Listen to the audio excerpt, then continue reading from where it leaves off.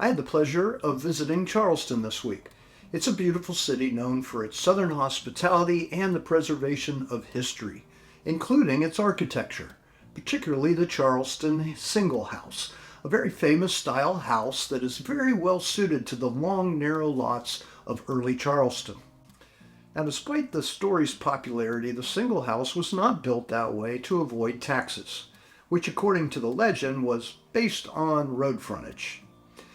But they are known for 2- and 3-story porches, locally referred to as piazzas. The piazza is always on the side of the house, with the front door, and they take advantage of the prevailing breezes and shield the interiors from the sun. And my first trip to Charleston many years ago was to research the Single House. But this trip, I wanted to look for something different. And my first discovery was amongst the traditional styles along King Street. Technically, it looks like it is a Charleston single with a very modern flair. There's also an interesting mix of classicism. Now, I'm not sure if it's brilliant or just a happy accident.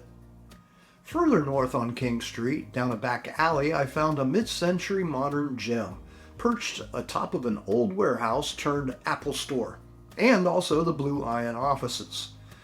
It's designed by architect Kavan Hortdorfer, and it won the city's Design Excellence Award in 2015. Now, still moving north, I found the Riviera Theater, an example of Art Deco, which fits in really well amongst the other traditional Charleston pastel-colored buildings. Off the beaten path, we find the Glass House on Murray Boulevard. This historic district apparently does accept modern additions. Now, very different, but it's very cool. Finally is the Black House, found on Grove Street, also by Kavan Hortdorfer. I hope I'm pronouncing that correctly.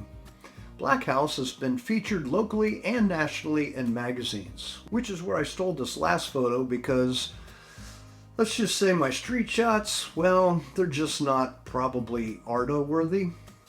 I've lost track of how many times I've visited Charleston, and this time my time to explore was significantly limited, but this was my most memorable one, probably because it was my most recent too.